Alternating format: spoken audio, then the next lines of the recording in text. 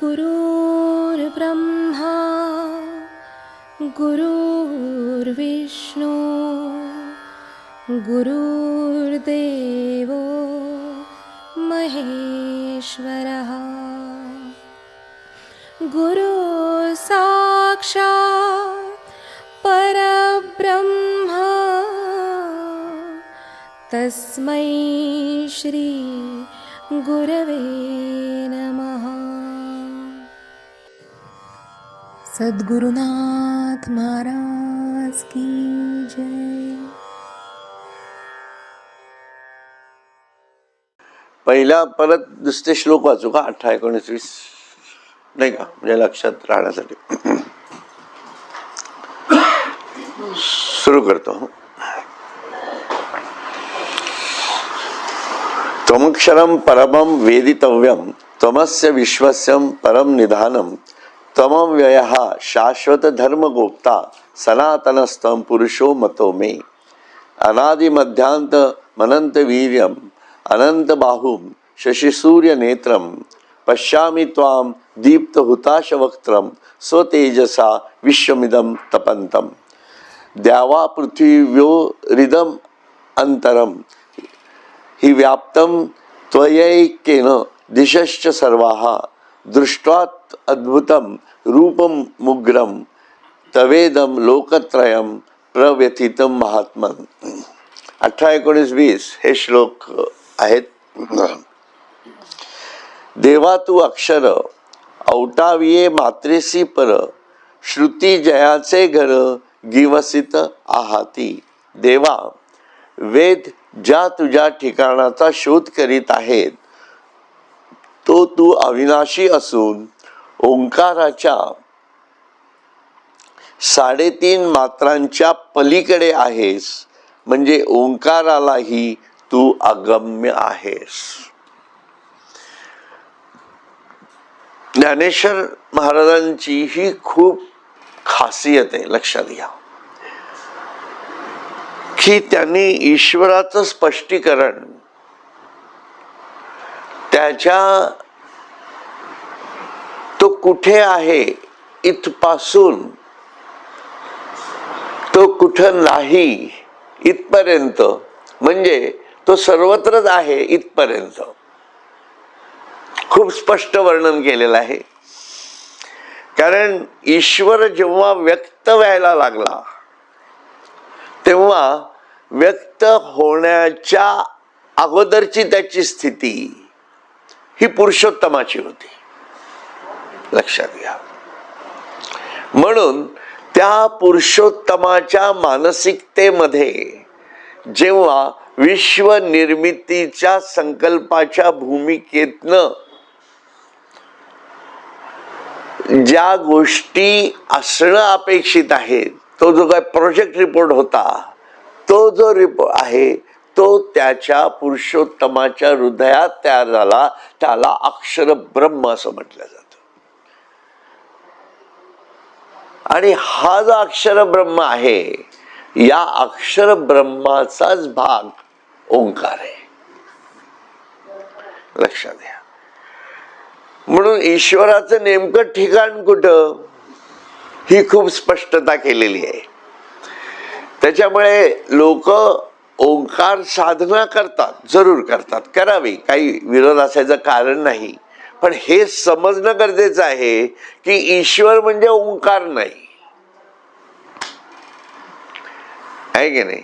जसं आपण कॉलेजमध्ये जातो, बॉटनी शिकतो किंवा सायन्स शिकतो, फिजिक्स केमिस्ट्री काय ऑर्डर इट, तर ते शिकल्यानंतर आपल्या मनात हे असतं ना की मी आता फर्स्ट इयरला कॉलेजला आहे, सेकंड इयरलाही जाणार आहे, थर्ड इयर आहे, फोर्थ इयर आहे, मास्टर्स करणार आहे आणि मग बाहेर पडणार आहे. म्हणजे आता मी शिकतो आहे हे पूर्ण ज्ञान नाही आहे, त्या ज्ञानाचा भाग आहे. पण ते ज्ञान पण महत्वाचं आहेच. म्हणून जे फर्स्ट इयर कॉलेजच्या फर्स्ट इयर मधलं जे नॉलेज आहे ते अपूर्ण आहे, हे मान्य करावं लागतं, आहे की नाही. याचाच अर्थ काय होतो की जिथून ज्ञान सुरुवात होतं, जिथून ईश्वर सुरुवात होतो, ईश्वर सुरुवात होतं म्हणजे ईश्वरत्वाच्या जाणीवेला अनंत स्वरूप प्राप्त होतं. परंतु मला तो जिथं जाणवतो ते जे टिंब आहे, ते टिंब, ते ओंकाराच्या डोक्यावर आहे, लक्षात ठेवा. म्हणून अर्धमात्रा ही जी आहे ही स्वयंभू परब्रह्माची खूण आहे. बायका सुद्धा बघा ते चंद्रकोर काढतात, ती चंद्रकोर असते पण चंद्रकोरावरचा टिंब लावत नाहीत, त्या नुसतीच चंद्रकोर टिंबवतात, कारण ते शक्तीचं स्वरूप आहे. कारण ईश्वर तिथं अव्यक्त वेगळाच झालेला आहे. टिंब इज टिंब, लक्षात घ्या, तो वेगळा आहे, तो शक्ती नव्हे. अर्धमात्रा ही शक्ती झाली आणि त्याच्या खाली मग ओंकाराचा प्रसव झालेला आहे. म्हणून विश्वमन, विश्वंभर आणि आकारात येणारा ओंकार अ उ म अर्धमात्रा, या गोष्टी कशा प्रकारे आल्या आहेत याचा विचार करावा लागतो. म्हणून ईश्वरापासून जे सुरू झालं, जे ईश्वर आहे आणि नेक्स्ट पॉइंटला जे आहे ते अपूर्ण आहे, मध्ये गॅप नाहीये काही. म्हणून अपूर्णातनच पूर्ण करायचं, परत ते पूर्ण अपूर्ण आहे म्हणून परत पूर्ण करायचं, परत ते पूर्ण अपूर्ण आहे म्हणून परत पूर्ण करायचं, असं पुरण खात खात खात खात खात पूर्णत्व पाहिजे. आहे की नाही? हा, त्यामुळे ही जी पूर्णस्य पूर्णमेवावशिष्यते शिष्यते पूर्णात पूर्ण मुदच्यते पूर्णमेवावशिष्यते असं म्हटलं. असो, तर सांगण्याचा हेतू काय आहे की त्या दृष्टिकोनातनं ते काय म्हणतात, देवा वेद ज्या ठिकाणचा शोध करीत आहेत तो तू अविनाशी असून ओंकाराच्या 3.5 मात्रांच्या पलीकडे आहेस, म्हणजे ओंकारालाही तू अगम्य आहेस. आहे की नाही? ओंकारालाही अगम्य आहे. कारण काय झालं, ओंकार ओंकाराच्या जागेवर बसलाय. ओंकाराला आपण ओंकार स्वरूप जे गणपतीचं म्हटलं, आपण म्हणतो गणपती हे ओंकाराचं स्वरूप आहे, पण गणपतीच्या मानसिकतेचा विचार केला का आपण कधी? आपण गणपतीच्या मनाचा विचार करत नाही. आपल्याला गणपतीची आपण भक्ती करतो, बरोबर, सर्व करतो, देव आहे वगैरे सर्व, पण तो देव आहे, तो पूर्ण नाहीये, हे त्याचं दुःख आहे. त्याचं दुःख कारण काय आहे, जोपर्यंत ब्रह्मांड आहे ते तोपर्यंत ओंकाराला म्हणजे गणेशाचं जे स्वरूप आहे त्याला गणेश देवतेचंच कार्य करावं लागतं, तो परब्रह्म होऊ शकत नाही. गणपतीला साधना करायला परवानगी नाहीये, लक्षात घ्या. इंद्राला पण साधना करायला परवानगी नाहीये, कारण ते ईश्वराचेच अंश आहेत. ते जर साधना करायला लागले तर हे निर्मितीचं काय होईल? लक्षात येते ना कसं चित्र आहे हे? असं चित्र आहे सर्व. त्यामुळे हनुमंत आहे, हनुमंत हा रामकार्यात मग्न आहे. रामकार्य म्हणजे काय? विश्वाच्या जाणीवेत, विश्वरचनेत मग्न आहे तो. सर्व सप्त स्वर्ग सप्त पाताळ याच्या सर्व जीवात्म्यांना तो तितक्या त्याला लपेटीत घेऊन बांधून सातत्याने जन्माला घालत असतो, इकडनं मारत असतो आणि जीवात्मा म्हणून सर्वांना असं पकडून ठेवलेलं आहे त्यांनी. आपल्याला कोणी पकडलंय? हनुमंतानी. पण हनुमंताला साधना करता येत नाही, पण हनुमंताला शरण जायचं आपण. म्हणजे तो आपल्याला मार्ग देतो. तो म्हणतो मी नाही करणार साधना, पण माझी साधना मी तुला देऊ शकतो.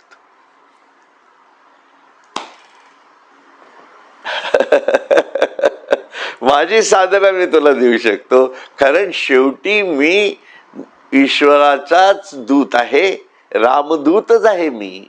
परंतु मी तुला ईश्वरापर्यंत पोचता करू शकतो. मी त्याच्या दारात देवाच्या द्वारी उभा क्षणभरी काय कायमसाठी उभा करून ठेवू शकतो. परंतु मला परत कार्यात यावं लागतं, कारण मी राम होऊ शकत नाही. हनुमंताचं दुःख कसं झालं, केवढं वेगळं दुःख आहे की नाही. म्हणून ती लोक प्रलयाच्या काळामध्ये सर्व शक्ती सहकार्य करायला लागतात. म्हणजे त्यांच्या तो एक प्रकारचा ईश्वर भेटीचा उम्हाळा एवढा प्रचंड झालेला असतो की नाही आता आम्हाला हे देवा तू दिलेस ना, हे काम बिम काही नाही, आम्हाला तुला येऊनच मिठी मारायची बास. हा प्रलय आहे, हा भक्तीचा प्रलय आहे. लक्षात घ्या, देवदेवतेंचा, आणि त्याच्यातले आपण एक भाग आहोत. किती सुंदर आहे विश्व आहे ना. एकदम वेगळा विचारात जावं लागणार आहे. लक्षात घ्या, हे सगळं ईश्वराचंच आहे. मग तो असं का करतोय? आपल्याला जर ईश्वर भेटत नाही तर आपल्याला तळमळ वाटते ना. मग ते हे युगानुयुग कार्यात घडलेली लोक आहेत ही देवदेवता, आणि त्यांना तर संपूर्ण ब्रह्मज्ञान आहे, पण साधना करायला परवानगी नाहीये. कसलं भयंकर गणित आहे हे. आणि माणूस एकमेव असा आहे की त्याला साधना करायला, ब्रह्मज्ञान घ्यायला सर्वांना हे आहे, आणि तुम्ही सर्वांनी या लोकांना मदत करायचीच असा दंडक आहे, ईश्वराचा कायदा आहे. मग देवाचं प्रेम कोणावर आहे तुम्ही मला सांगा? आपल्यावर नाही का? मग आपल्यावर जर देव एवढा प्रेम करतो आहे तर आपण त्याच्या प्रेमाला का बरं वंचित व्हावं? आलं का लक्षात? त्या दृष्टिकोनातनं बघा हे. म्हणून हे विश्वरूप दर्शन आहे. परंतु या सगळ्या याच्यामध्ये अर्जुनाला किती भावलं किती नाही हे सगळं तो स्वतःच सांगतो, आपण काही सांगायची गरज नाहीये. पण त्याचा देव, त्याचा गुरु त्याच्यावर इतकं प्रेम करतो आहे की त्याला तो तेही दाखवतो आहे की बघ, माझ्या सर्व जाणीवेतल्या देवदेवता सुद्धा माझ्यासाठी कशा काम करतायत. मग तुला फक्त एक युद्ध करायला सांगतंय, उत्तिष्ठत. तू कोण नाव घेतलायस? एक प्रकारे असंच दाखवतोय ना तो, असंच दाखवतोय तू त्या भूमिकेतनं. असो, म्हणून जे आकाराचे आयतन, जे विश्व निक्षेपैक दिधान, ते अव्यय तू गहन अविनाशी जे. तू धर्माचा बोलावा, अनादिसिद्ध तू नित्य नवा, जाणे मी सदतिसावा पुरुष विश्वेश तू. बघा, तू सर्व आकारांचा आश्रय आहेस, म्हणजे सर्व नामरूपे तुझ्यावरच भासतात.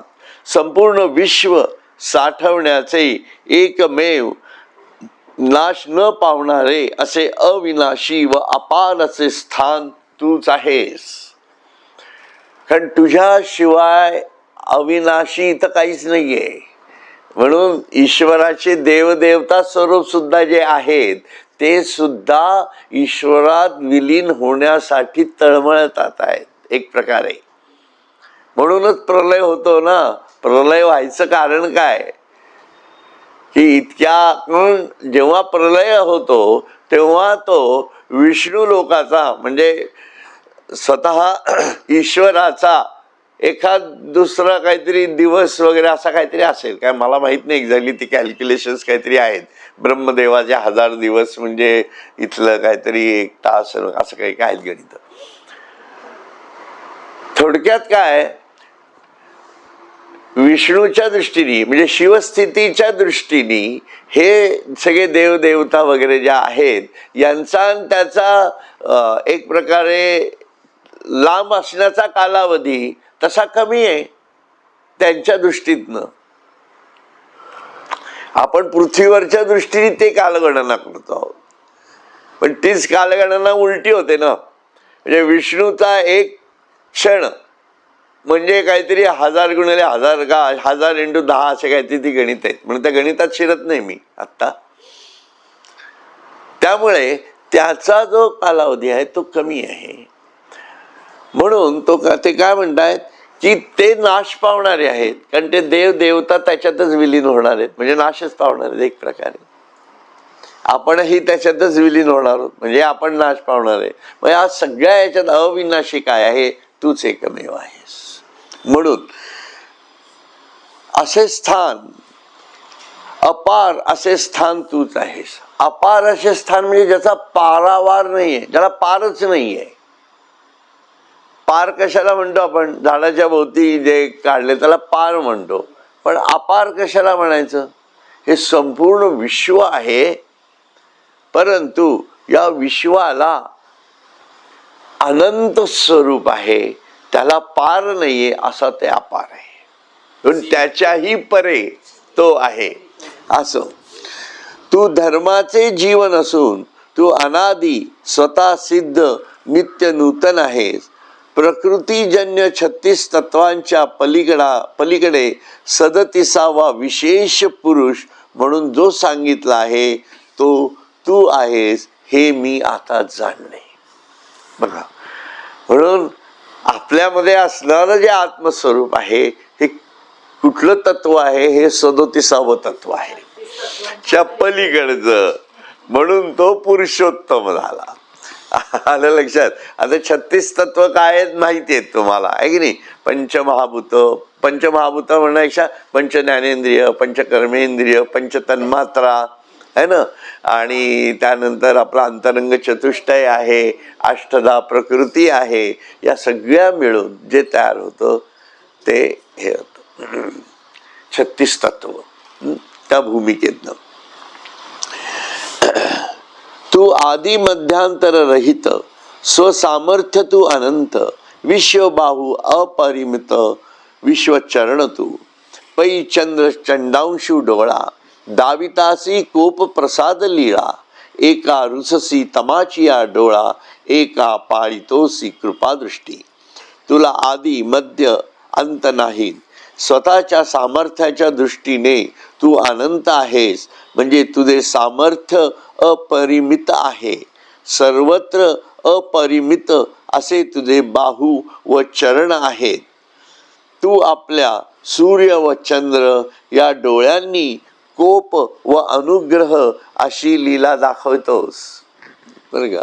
सूर्यरूपी क्रुद्ध म्हणजे तीक्ष्ण डोळ्याने कोणावर रुसून नाश करतोस, तर चंद्ररूपी डोळ्याने कोणावर कृपा करून त्यांचे संरक्षण करतोस.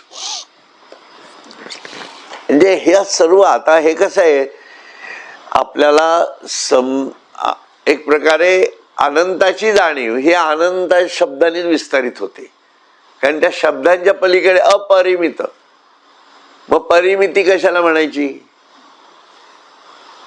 परिमिती कशाला म्हणतात माहितीये का तुम्हाला? सीमा, लांबी गुणिले रुंदी गुणिले ही गुणिले ही चौकोनाची परिमिती. पण ही अपरिमित झालं, असीम झालं, अमर्यादित. इतकं सिंपल आहे. तसं म्हणजे कळायला सिंपल आहे. असं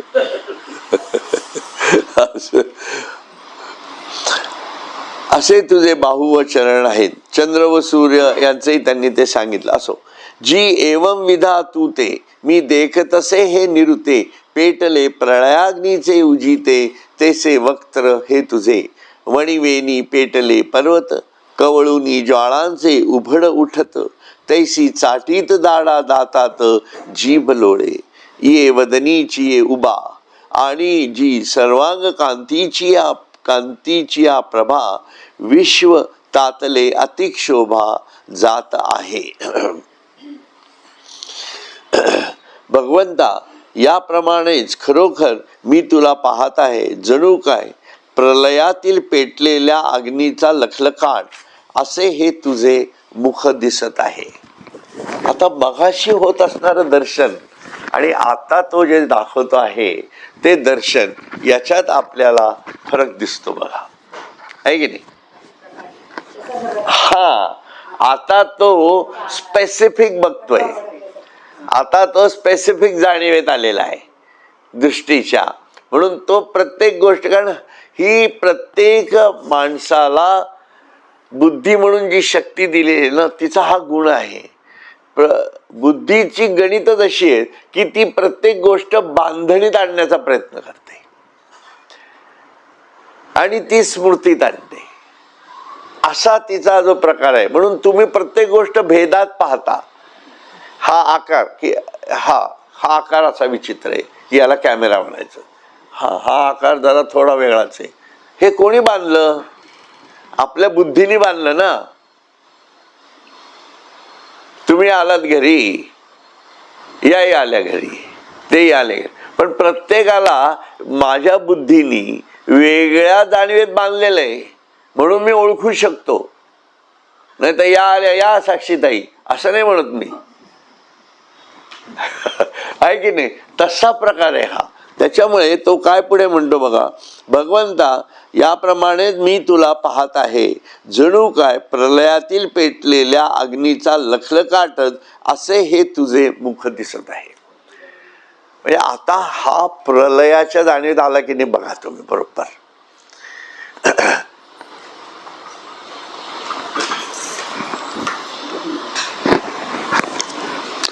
आणि या प्रलयाच्या याच्यामध्ये काय होतं, प्रलय म्हणजे ऍक्च्युली प्रलयाच्या जाणीवेत येतं म्हणजे काय आहे, हा एक भाग तो पाहतोय. तेव्हा काय प्रलय घडलेला आहे का? तेव्हा प्रलय घडलेला नाहीये, परंतु काळाचं स्वरूप कसं आहे ते इथं दाखवल्या जाते. म्हणून विश्वरूप दर्शन हे काळाचं दर्शन आहे असं म्हटलं जातं. कारण आत्ताच्या या क्षणाला सुद्धा अनेक विध लोक विविध ठिकाणी मरत आहेत, या क्षणाला सुद्धा, आणि या क्षणाला सुद्धा अनेक विध जीव जगत आहेत, आहे की नाही? हा सगळं स्वरूप आहे त्याचं काळाचं. आणि या काळाच्या स्वरूपामध्ये त्याचं जे मुख आहे ते मुख कसं दिसतंय, त्याला पेटलेल्या अग्नीचा लखलखाटच आहे असे आहे. म्हणजे तो ड्रॅगन कसा असतो तशा टाईपचं ते स्वरूप म्हटलेलं आहे त्यांनी. जंगलात लागलेल्या अग्नीने पर्वत पेटून जशा सर्व ज्वाला मिळून त्याचा एकच भडका उडावा, त्याप्रमाणे दात व दाढा चाटीत जीभ तोंडात सारखी फिरत आहे. म्हणजे त्याच्या ज्या ज्वाळाच्या लपेट्या आहेत ही कमी जास्त होतात ते दातांवरनं फिरून. हे थोडंसं अक्राळ विक्राळ स्वरूप आहे, भयानक आहे, लक्षात घ्या. कारण इथं काय होतंय की प्रत्येक जीवाला त्याच्या हाडामासापासून वेगळं केल्या जाते. ही यंत्रणा अशी राबवल्या जाते ना. एखादी व्यक्ती जाते म्हणजे काय होते, त्याला इच्छा आहे त्या शरीरात शिरण्याची, पण नो वेज. मग तिथं कुठल्याच प्रकारच्या शक्ती कार्य करत असतील? तुम्ही विचार करा ना, इतके दिवस या शरीरात मी राहिलोय, पण आता मला पुढच्या क्षणापासून अलाउड नाहीये, पण माझी तडफड चालूच आहे ना. मग तिथं ती शक्ती जी ओढून धरलेली आहे त्या जीवाला, ती अशा प्रकारची आहे.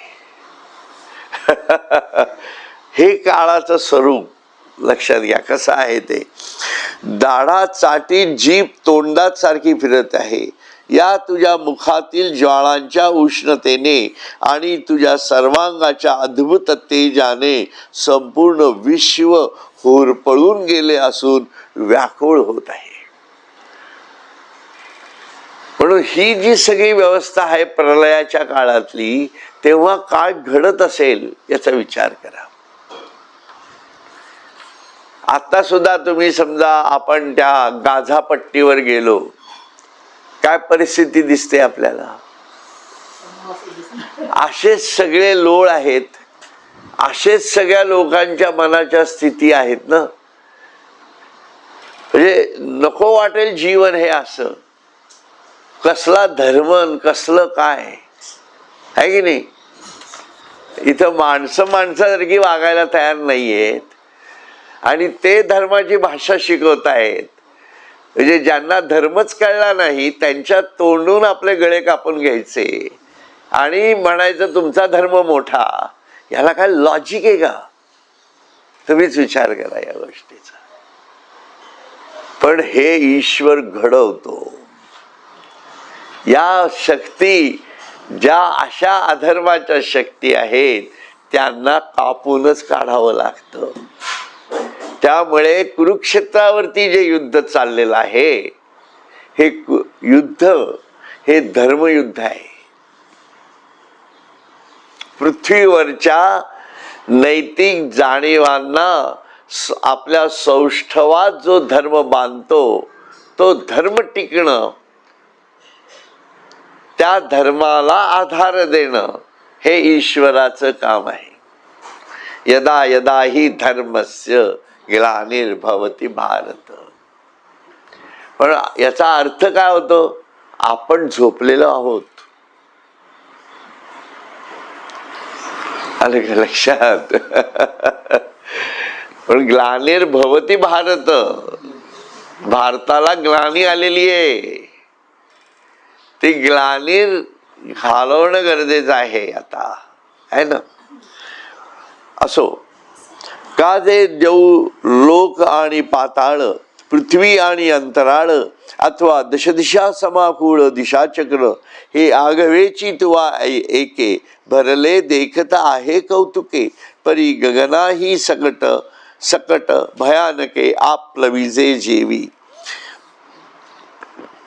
कारण स्वर्ग, पाताळ, पृथ्वी आणि अंतराळ अथवा दश दिशांसहित संपूर्ण दिग्मंडळ, आकाशासहित हे संपूर्ण विश्व बुडवून टाकावे, त्याप्रमाणे तू आपल्या एका भयंकर मुखात सहज भरले आहेस, असे मी आश्चर्यचकित होऊन पाहत आहे.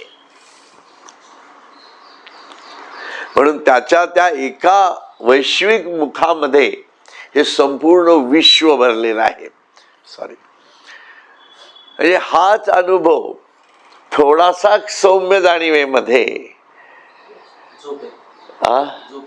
नाही हो, थोड्याशा सौम्य जाणीवेमध्ये यशोदेला दिलेला आहे. हा केल्यावरती लक्षात आलं का तुमच्या? त्यामुळे तो जो अनुभव दिलेला आहे तो यशोदेला विश्वरूप दर्शनाचा दिला तिथं त्यांनी.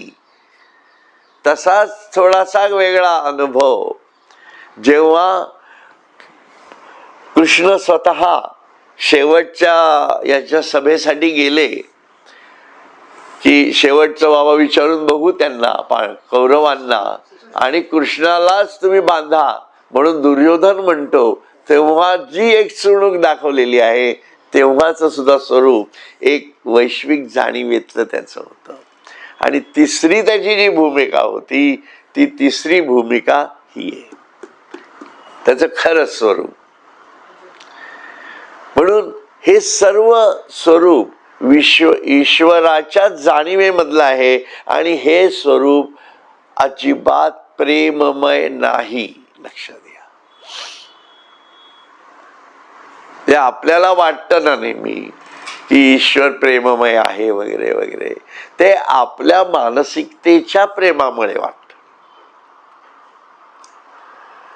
अर्जुनालाही तसंच वाटलं असेल का? नसेल वाटलं? जे आपल्याला वाटतं भक्ती ती अर्जुनाला वाटली नसेल का?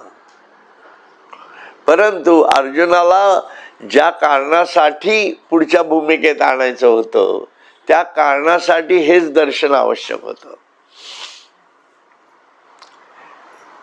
म्हणून या दर्शनाने काय दिसलं त्याला? त्याचा मोहच गेला सगळा. आणि आपल्याला साधनेमधनं मोह घालवावा लागतो. त्यासाठी वेगवेगळे अनुभव ईश्वर आपल्याला देतो.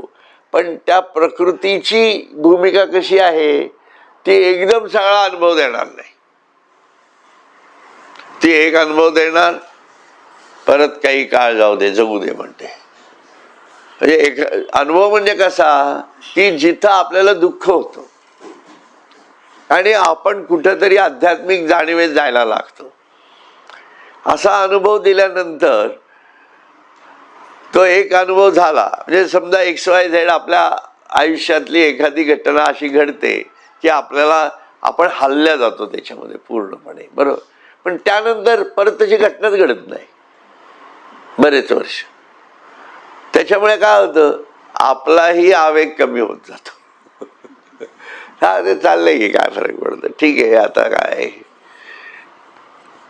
आपल्याला सवयीचे गुलाम होऊन बसतो आपण. आणि इथं अर्जुनाला सवयीचं गुलाम करून चालणार नव्हतं त्याला.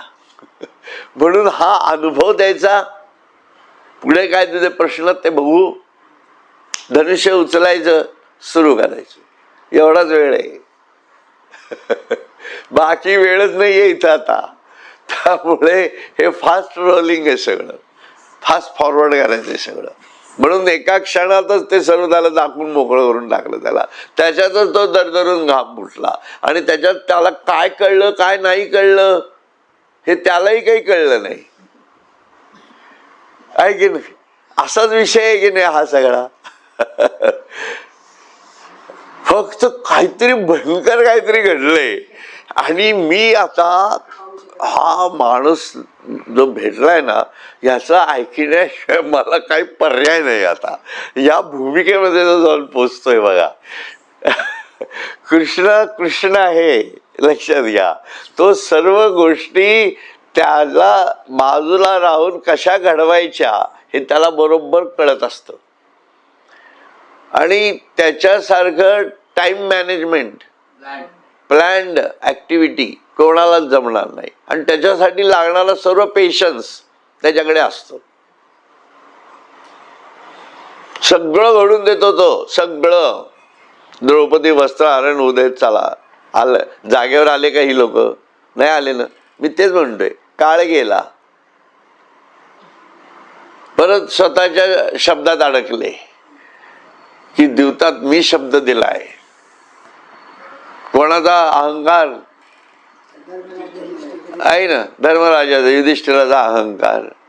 आता युधिष्ठिर आणि धर्मराज अहंकार ठेवतायत, तर भीष्म कशाला मध्ये पडतील? बघा काय करायचं ते. भीष्मांची भूमिका अशी झाली ना, खाटकेनी एकदम.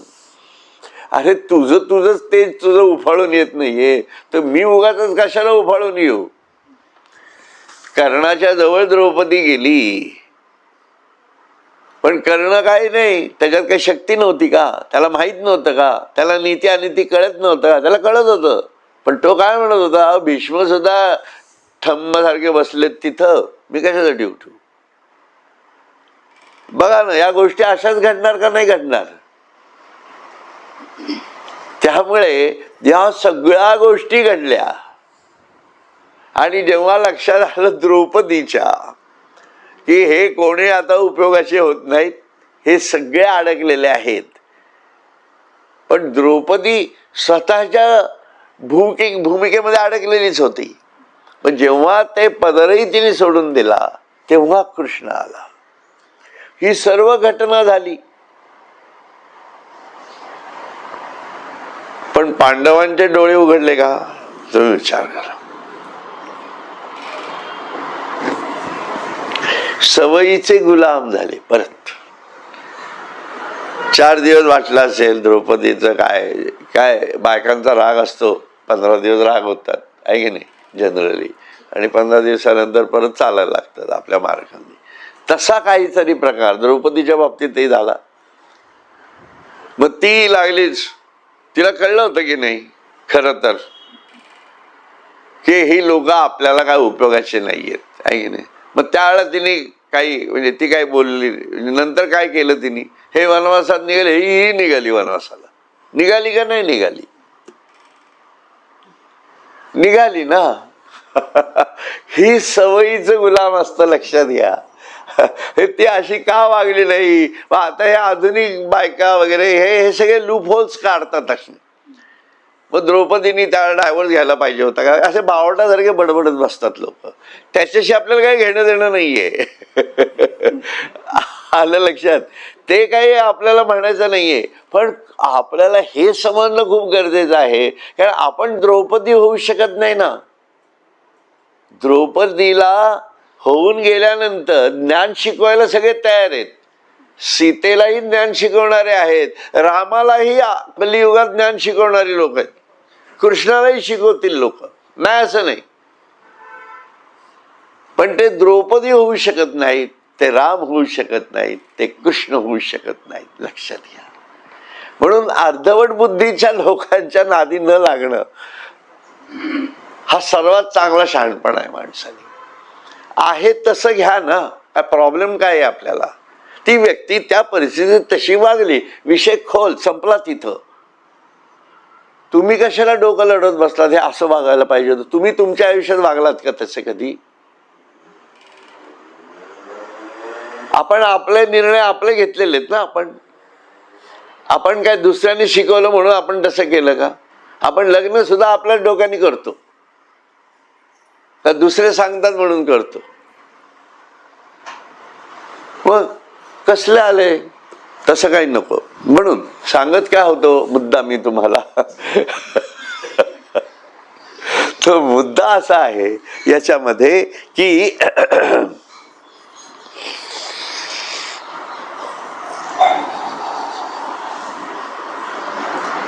कुठला श्लोक चालला होता आपला, मी विसरलो. आपला विजयपर्यंत झालं. 20व्या श्लोकातलं 16 पर्यंत झालंय वाचून. अहो 20वा श्लोक नाही, मी ओवी म्हणतोय. कुठली ओवी 16वी. अरे आपलं विजयपर्यंत झालं ना. तरी अद्भुत. थांबा आता घ्यायचंय ते आगव्याची तू आहे ते वरले देत काढे. हा. आकाशासही ते संपूर्ण विश्व बुडवून टाकावे, त्याप्रमाणे तू आपल्या एका भयंकर मुखात सहज भरले आहेस, असे मी आश्चर्यचकित होऊन पाहत आहे. म्हणून हे सगळं विश्वरूप जे आहे ते आश्चर्यचकित होऊन तो पाहतो आहे. विषय कसा होता की अर्जुनाला आता हे कळतंय. त्यांनी कृष्णाबरोबर इतकं आयुष्य घालवलं, त्या वेळेला कृष्णाने त्याचं स्वरूप दाखवलं नाही का? पण त्यावेळेला त्याला कळलंच नाही ते, असं मला म्हणायचंय. म्हणून हा जे सगळी मी उदाहरण दिली याच्यामध्ये, ती त्या भूमिकेतनं सांगतोय तुम्हाला. त्या दृष्टिकोनातनं त्याला आता हे आश्चर्य वाटते की मी हे जे सगळं पाहतो आहे हे कृष्णाचं स्वरूप मला म्हणजे अगोदर कळलंच नाही, याचंही आश्चर्य आहे त्याला. दोन्ही आश्चर्य वाटतायत त्याला एक प्रकारे. म्हणून असा तो स्थितीमध्ये येऊन पडलेला आहे. ना तरी अद्भुत रसाची कल्लोळी, जाहली 14ही भुवनांची कढियाळी, तैसे आश्चर्यच मग मी आकळी, काय एक नावरे व्याप्ती हे असाधारण, न 6वे रूपाचे अग्रपण, सुख दुरी गेले परिप्राण, विपाये धरी जग. किंवा अद्भुत रसाच्या कल्लोळांनी 14ही भुवनांना जसा वेढा दिला, तसेच मीही एक काय हो आश्चर्यच अनुभवत आहे. एका आश्चर्याशिवाय मला काही दिसत नाही, असं त्याशी त्याची मानसिकता झालेली. सर्व आश्चर्यच वाटतंय त्याला.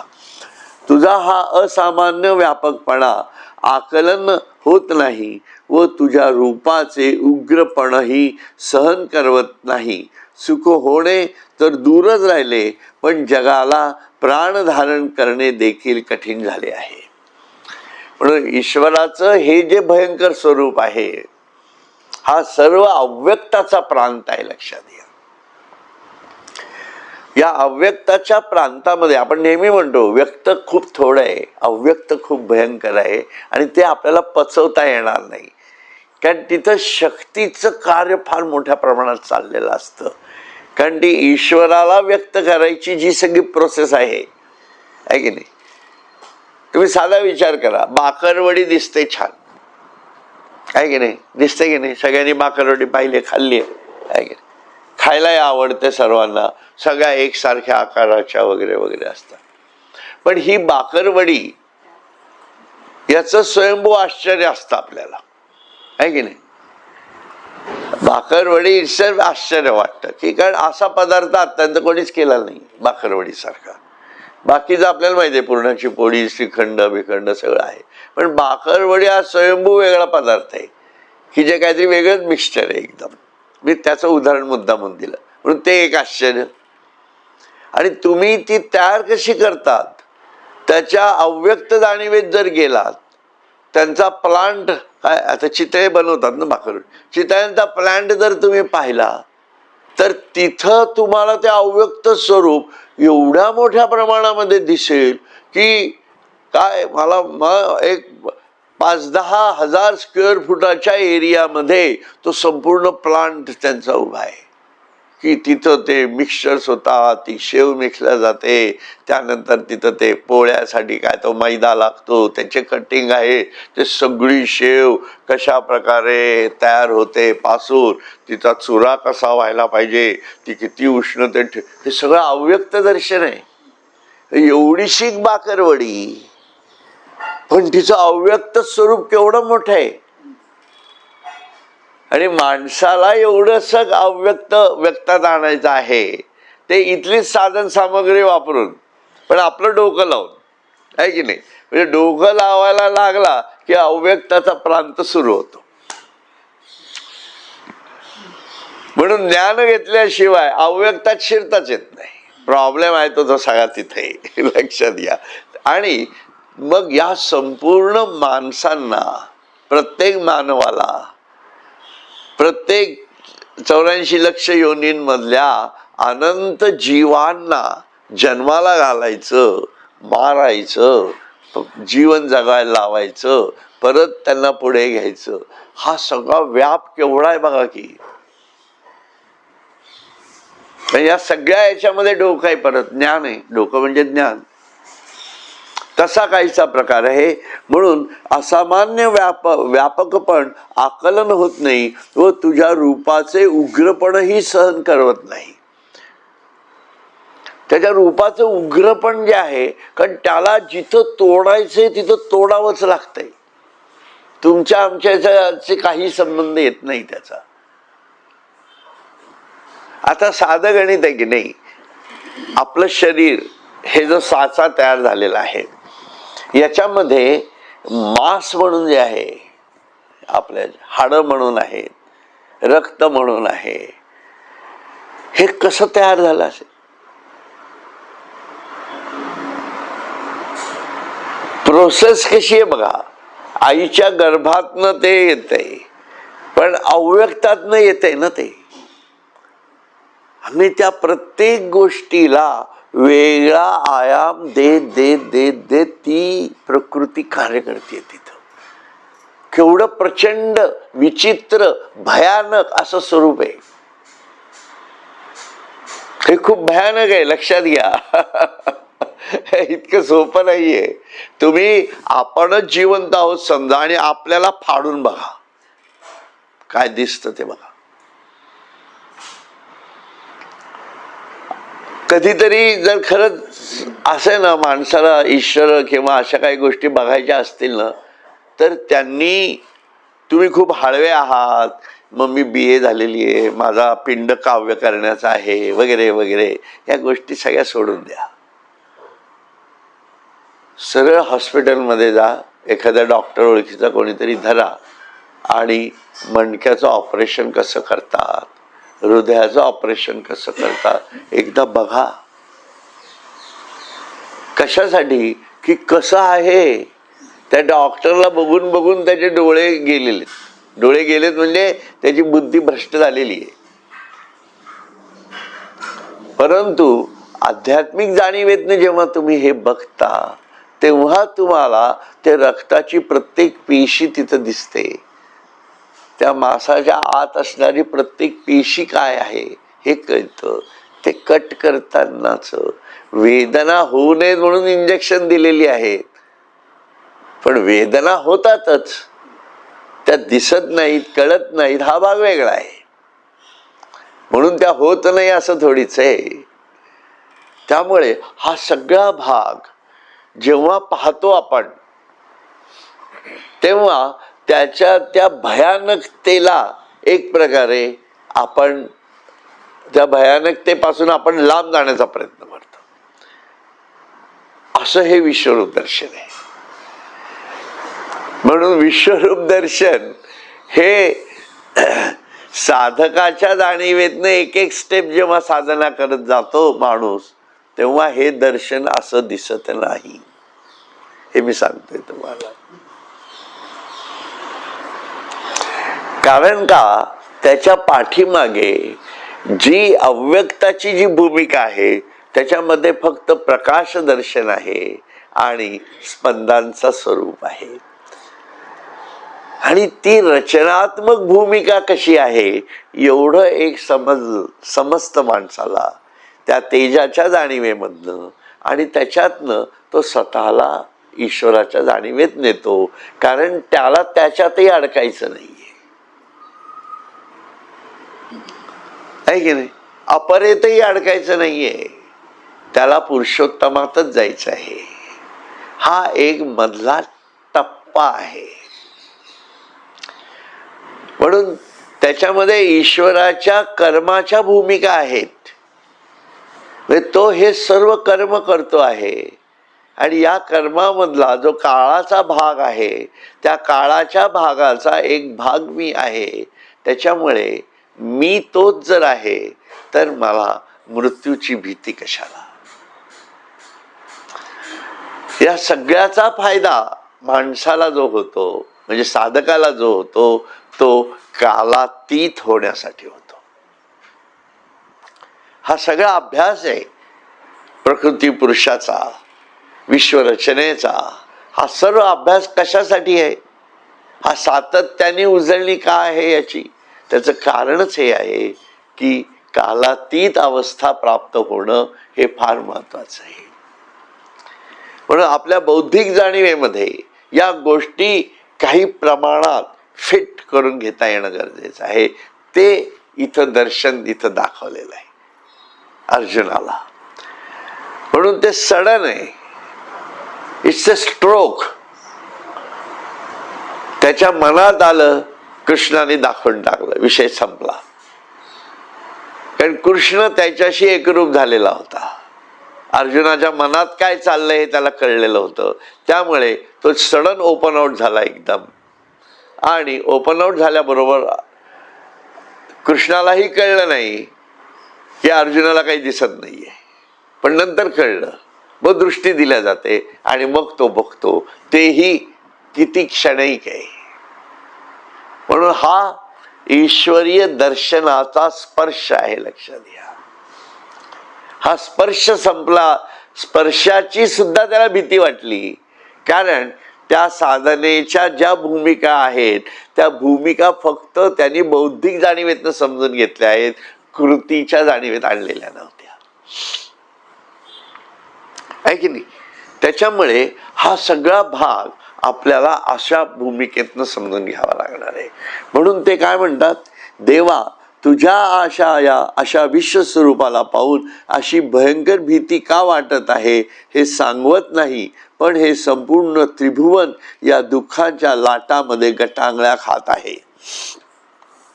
देवा ऐसे देखोनी तू ते नेणो कैसे आले भयाचे भरिते. आता दुःख कल्लोळी झळंबते तिन्ही भुवने. येरवी तुझ महात्मयाचे देखणे परी भय दुःखासी का मिळवणे. परी हे सुख नव्हेची जेणे गुणे ते जाणवत आहे मज. खरोखर पाहता तुझ महात्म्याच्या दर्शनाने भीतीरूप दुःखाची प्राप्ती का व्हावी. पण ज्या गुणामुळे विश्वरूप दर्शनाचे सुख होत नाही तो गुण मलाही कळून येत आहे. म्हणून याच्यात भीती का वाटतेय हाही प्रश्न त्याच्या डोक्यात आहे. कारण हे काळाचं स्वरूप आहे. काळ हा भीतीदायकच वाटतो माणसाच्या दृष्टीने. म्हणून काळाची भीती, काळ आला असं नाही का, हा भय आहे की नाही. कारण हे जे सगळं काळाची स्वरूप आहे हे स्वरूपच तसं आहे. पण तुम्ही जे म्हणताय काळाग्नी काळ रुद्राग्नी देखता कापती भय, ते कोणाला? हनुमंताचा आहे. पण हनुमंत जर समोर उभा राहिला तर काळ सुद्धा घाबरतो. ते तसं आहे गणित. ते भक्तीतनं, म्हणून हनुमंताची उपासना का महत्वाची हे त्याच्यातनं कळेल आपल्याला लक्षात. कारण काळाचं स्वरूप भीतीदायक आहे, दॅट इज ट्रू. पण तो गुण मलाही कळून येत आहे.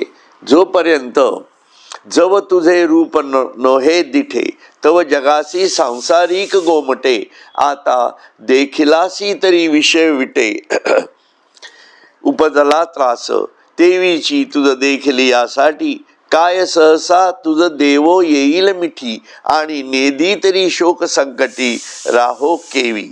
म्हणून मागा सरो तव संसार, आडवीत येतसे अनिवार, आणि पुढा तू तव अनावर न येसी घेव.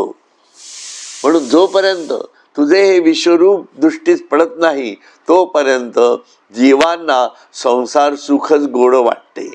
आणि आता तुझ्या विश्वरूप दर्शनाने विषय सुखाचा वीट येऊन विषयांचा कंटाळा उत्पन्न झाला आहे. त्याचप्रमाणे तुझ्या भयंकर रूपाला पाहिल्यानंतर एकदम तुला प्रेमाने मिठी मारता येईल काय? आणि याला मी मिठी कशी मारू? आहे शक्य नाहीये. म्हणून आणि प्रेमाने मिठी मारता येणार नाही तर त्या वाचून विरह शोक संकटात तरी कसे राहायचे. म्हणून तुझपासून मागे सरावे तर हा अनिवार्य संसार मागे फिरू देत नाही, आणि समोर तुझे अनिवार्य स्वरूप आकलन करता येत नाही. अशी अर्जुनाची स्थिती झालेली आहे की समोरही जाता येत नाही, मागेही फिरता येत नाही. अशा मानसिकतेत तो अडकलेला आहे. म्हणून मग पुढे तो काय म्हणतो बघा, ऐसा माझा रिलिया साकडा, बापुडा त्रैलोक्याचा होत असे हुरडा, ऐसा हा ध्वनी जी पुढा चोजवला मज, दैसा आरंभळाला आगी, तो समुद्रा ये निवावया लागी, तव कल्लोळ पाणीयाची या तरंगी आगळा बिहे, तैसे या जगासी जाहले, तू ते देखोनी तळमळीत ठेले, या माझी पैल भले सुरांचे मेळावे. याप्रमाणे संसाराचे भय आणि विश्वरूपाचे भय या दोन संकटांच्या कात्रीत सापडलेल्या बिचाऱ्या त्रैलोक्याचा होरपळा होत आहे. म्हणजे प्रत्यक्षात ते घडतंय असं नाहीये, किंवा प्रत्यक्षात असं घडत नाहीये असंही नाहीये. आता आपल्याला कळतंय का हे काही, की कुठेतरी असं होरपळल्या जाते, कुठेतरी काहीतरी होतंय. आपल्या जाणीवेत सुद्धा नाही येत या गोष्टी. म्हणून आपल्याला दिव्य दृष्टी नाहीये हे चांगलं